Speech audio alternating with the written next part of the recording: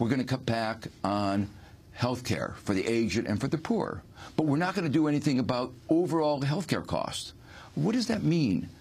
It means that if you're going to cut back on health expenditures for the aged and the poor, and you're going to let health costs continue to rise, that says rationing. They're not going to be able to get health care.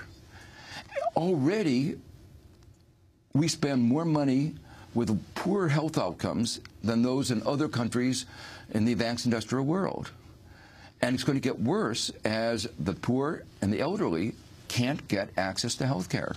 In that vein, I wanted to ask you about a recent dissent of yours that a bunch of eminent economists, former chairman of the President's Council on Economic Advisors and other members were asked to sign on to a letter about the need for deficit reduction in the future in the United States. Why did you dissent to that letter? Well, the letter said all economists agree that you need to get deficit reduction. We ought to show that there's something called economic science.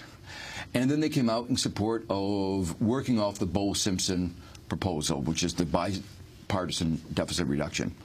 I looked at that very carefully, and I come to the view that that is not going to make America stronger.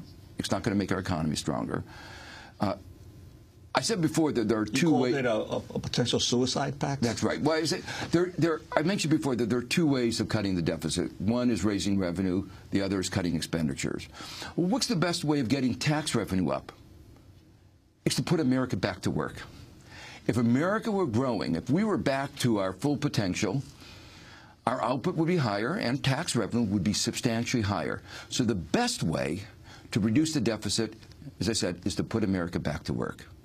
Now, I thought the Bowles-Simpson is a recipe for making our economy weaker. If you start cutting budgets now, spending now, before the economy is back to health, you know, we already suffer from the deregulation. Now we're going to suffer again from the thoughtless deficit reduction. And that means people are going to be out of jobs. That means revenues are going to be lower, and our economy is going to be weaker. But the second point I raise, is that it goes back to look at where the revenues are going to be. We have so much money going into the upper 1%. The only way of fixing the revenue problem is to raise taxes and have a more fair tax system.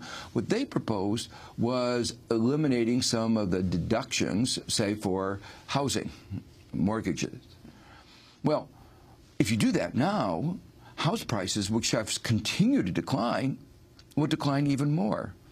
But the more fundamental point is, even if from a long-term point of view you want to get rid of these mortgage deductions, you shouldn't do that on the backs of the middle class. That should be viewed as a revenue neutral. You lower the mortgage deduction, but you also lower the tax rates to offset it. That's not a revenue, shouldn't be a revenue enhancer. These are the people who've been doing very badly for the last 10, 15, 20 years. Joe Stiglitz, we're going to go to Medicare and Medicaid in the crosshairs in just 1 minute with two healthcare activists. But speaking of the crosshairs, let's end on the issue of war. You wrote with Linda Bilmes the book, The $3 Trillion War, The True Cost of the Iraq Conflict. That's not talking about Afghanistan, what, $2 billion a week, the longest ongoing conflict in U.S. history. What about the cost of this? It's enormous. And since we wrote that book, we did, new numbers came in, and things are worse than we said. The disability rates are higher. The cost of caring for the disabled are higher. Almost 1 out of 2 people coming back from Iraq and Afghanistan are disabled. This is an unfunded liability of, we calculate now, to be almost $1 trillion, over $900 billion. So one of the big ways of reducing our deficit is cut back some expenditures. I believe we could have more security with much less spending. We are spending, literally hundreds of billions of dollars for weapons that don't work against enemies that don't exist. The Cold War ended more than 20 years ago. And yet, if you look at our military, nobody seems to have told it that. Another way of thinking about it, we spend more money now than all the rest of the countries of the world, or almost as much as all the rest of the countries were put together. And yet, when you have a case where you might arguably want some use of, to protect people who are being killed, we say, well, we can't do it. Even in a small country of a few million people, we say, oh, no, our military can't do anything. So we've been spending all this money and getting actually very little security for it. So my own feeling is that we could reduce our money, our expenditures markedly, particularly get out of Afghanistan, and improve our security. If there's a government shutdown, it's possible that Congress members who shut it down would continue to be paid and soldiers would stop being paid.